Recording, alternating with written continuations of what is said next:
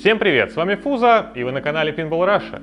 Как вы уже знаете, я люблю покупать всякий непонятный хлам, который потом сижу и восстанавливаю. И сегодня я хочу вам рассказать о своем приобретении, которое я сделал еще в начале этого года. Но у меня все никак не доходили руки, чтобы распаковать и посмотреть все, что я там накупил. Итак, сегодня мы будем распаковывать две коробки с платами от аркадных автоматов, общим весом 58 килограммов. Поэтому заваривайте чаи и кофе, берите какие-нибудь вкусняшки, ну а мы начинаем. Итак, с чего началась вся эта история? Где-то в начале января я наткнулся на объявление, что продают платы от игровых автоматов. Какие платы и что за игры, естественно, там было вообще непонятно, потому что все это лежало огромной кучей. Я попросил продавца собрать все платы, у которых есть разъем джемма. Для тех, кто не в курсе, джемма — это стандарт подключения плат от старых аркадных автоматов. Продавец прислал мне какие-то фотографии того, что он нашел, и оценил он это все в 7000 рублей плюс доставка. Если честно, не сильно собирался покупать всю эту кучу барахла, если бы не одна очень важная плата, которая меня действительно заинтересовала. Это была плата компании Midway на платформе Wolf Unit. На этой архитектуре выходили такие игры, как WWF WrestleMania, Rampage World Tour, Open Ice Challenge, NBA Hang Time и NBA Maximum Hang Time. Но, если честно, все эти игры, что я перечислил, меня не особо интересовали, поскольку WrestleMania у меня уже как бы есть, а остальное для меня не было так сильно интересно. Но я не рассказал вам о двух играх, которые выходили на этой легендарной платформе. Это был Mortal Kombat 3 и Ultimate Mortal Kombat 3. Судя по фото, что прислал мне продавец, это был точно не Mortal Kombat 3, поскольку у третьей части вот этот вот ряд микросхем должен был присутствовать, а здесь его нет. Так что есть шанс, что это оригинальная плата от Ultimate Mortal Kombat 3. Если честно, я не знаю, повезет нам или не повезет, но в любом случае что-то можно будет пустить на запчасти, что-то можно будет сделать и продать. А может даже починить и разыграть среди вас на канале. Поэтому, чтобы ничего интересного не пропустить, подпишитесь, позвоните в колокольчик и поставьте пальцы вверх этому видео. Можете еще написать комментарий, чтобы вам было интересно получить от нас в подарок. Итак, давайте будем начинать распаковку. Это все будет происходить в свободном формате. Что-то из этого я просто покажу, что-то из этого я подключу к автомату. И вы уже видите просто нарезку из интересных моментов. Итак, сегодня мне ассистирует Кирилл, а я буду чувствовать себя в роли Вилсакома, поэтому засылайте мне что-нибудь там.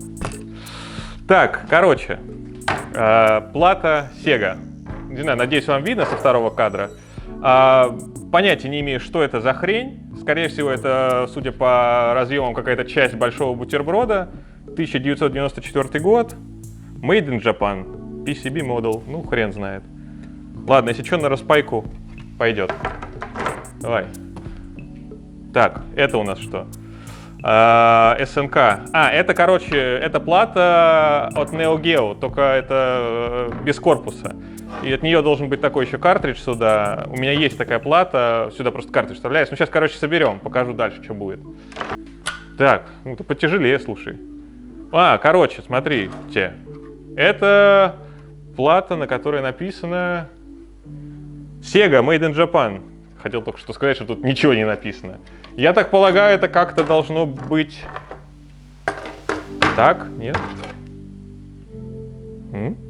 Нет, наверное, это не от этого. Ну ладно, тоже от Sega. Что-нибудь заберем. Давай. Хуй, она сейчас здоровая какая. Так, что тут написано? Плата Sega, 1990 год. Игра называется Red Rally. Так что, я думаю, сейчас мы где-нибудь на экранчике, может, найдем, что это за игра была, и покажем вставочку из этой игры. Короче, непонятно вообще, что. Ну, скорее всего, она не живая. Ну, я думаю, тут, в принципе, многое не живое. Так что мы купили, в принципе, кота в мешке. Ладно, давай, куда? Сюда. Кладу сюда. Здоровая. Слушай, ты самые большие выбираешь. Так. Что у нас здесь? Плата. Jamma NMK 1991 год. Ну, поскольку это Jamma, скорее всего, это какая-то реальная игрушка. Не знаю.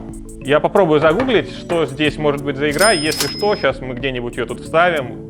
Попробуем узнать, что за игра здесь на плате на этой. Здоровая, блин. Вроде так с виду целая. Можно даже попробовать ее подцепить, может она запустится. Давай. Ну, ты что, меня убить хотел? Все, я понял, смотрите. Это слот для подключения картриджей для Neo Geo. Короче, вот так вот выглядит Neo Geo курильщика. Вот так. А нормального человека она выглядит в закрытом корпусе. Сюда подключается разъем, и сюда ставится картридж. Потом это все играется. Вот, короче, это кое-что мы уже собрали. Давай. Блин. Так, следующая плата. Понятия не имею, что это. Написано Sega. Laser Ghost. А, вот написано Sega Laser Ghost. Год, не знаю, что. Короче, загуглим, что за Laser Ghost, тоже сейчас какую-нибудь вставочку сделаем, что за игра. Может быть, вы, кстати, играли, можете написать в комментариях: о, я в это играл на аркадном автомате. Так, вот, кстати, она, видишь, тоже цепляется здесь, типа, это как картридж, что ли, получается? То есть это типа мамка, а это картридж. Хрена себе, не, да это руками мог передать.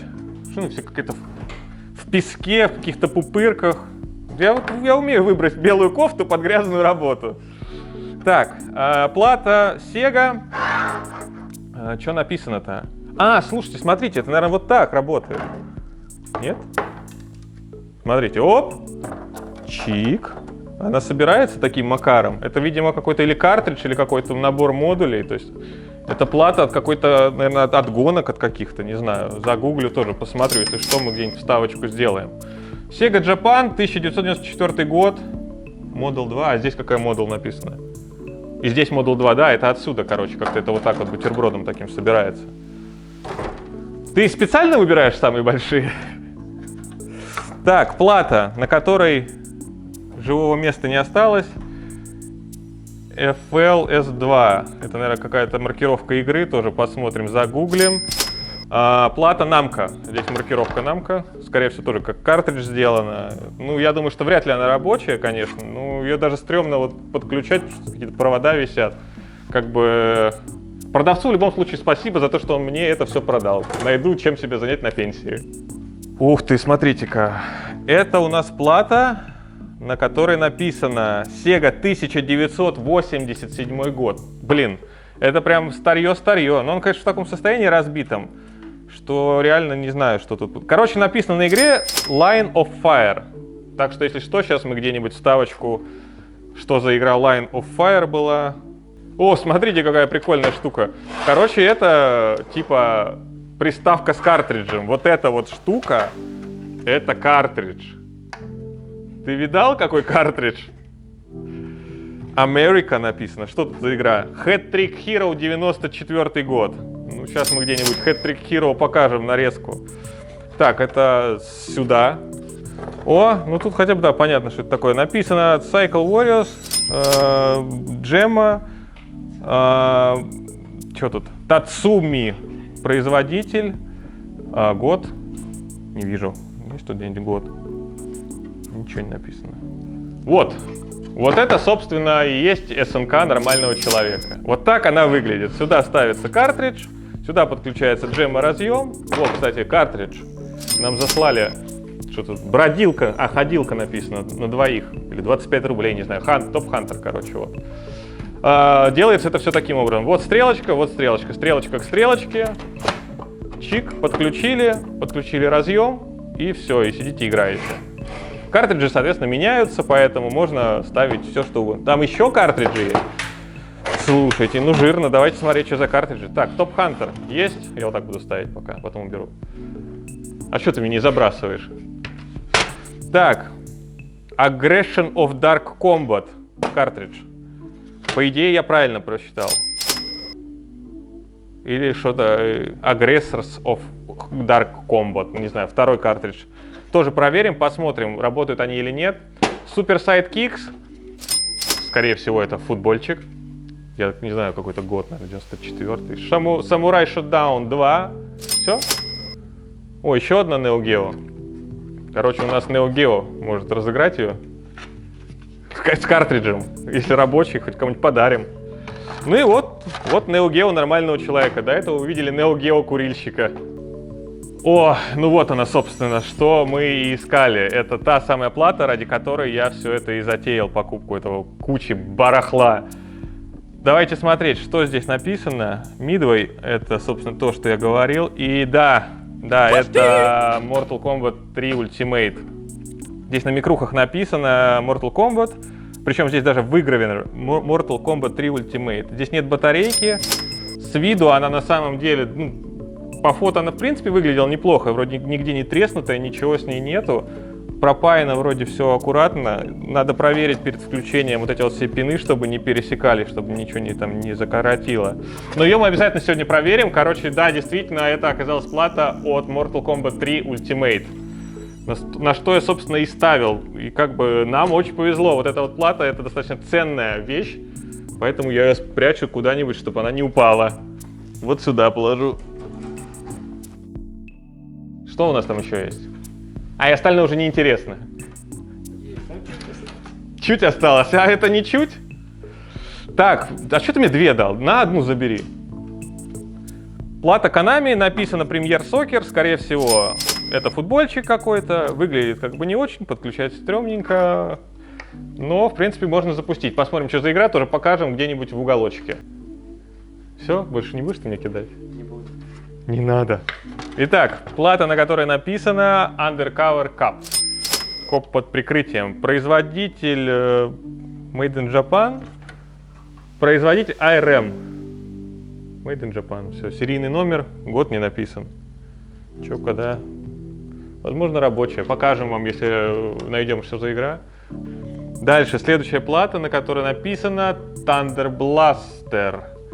Это тоже ARM. Это, кстати, эта же плата, но у нее нет чего-то. Видимо, чего-то мы это и, собственно, где-то профукали. Где-то нет ничего.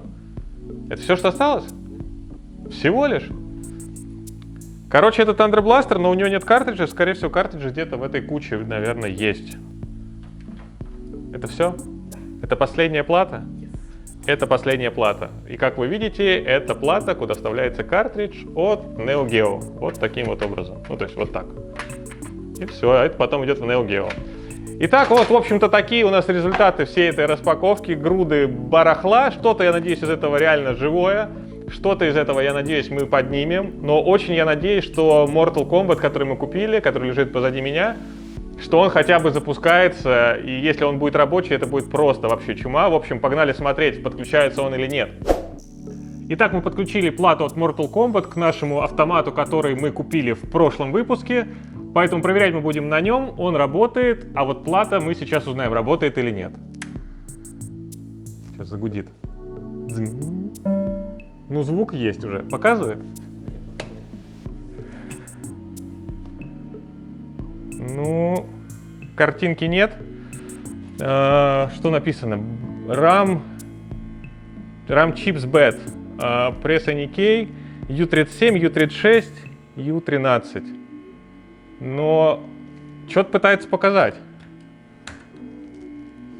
То есть, как будто изображение есть, но оно... Ну, то есть, что-то видно. Ну-ка, дай-ка я попробую кредит добавить. Где там эта кнопка? Да. Ну, звук есть, получается, а типа нет изображения, и 3 микросхемы, получаются, у него не рабочие. Но звук есть. Ну, круто. Надо пробовать поднимать. Итак, нам действительно повезло, и та плата, на которую я делал акцент, оказалась настоящим бриллиантом, поскольку ее стоимость в рабочем состоянии будет не меньше 600-700 баксов. Да, к сожалению, она не работает, и ее нужно делать, но мы ее обязательно сделаем в наших следующих роликах. Как вы уже догадались, тот автомат, что я купил от Mortal Kombat 2 за 3000 рублей. Кстати, если вы не смотрели этот ролик, ссылочка на него появится сейчас вот здесь. Итак, этот автомат мы будем переделать в оригинальный Mortal Kombat 3, но Ultimate, поскольку размеры автоматов и железо внутри них идентичное. Так что по итогу у нас должен получиться оригинальный автомат от Ultimate Mortal Kombat 3, который будет работать на оригинальной плате 1995 года выпуска. На сегодня все. Я пошел разбираться, какие микросхемы нужны для того, чтобы починить эту плату, и буду искать, где их заказывать. Всем спасибо за просмотр. Увидимся на следующей неделе. Пока!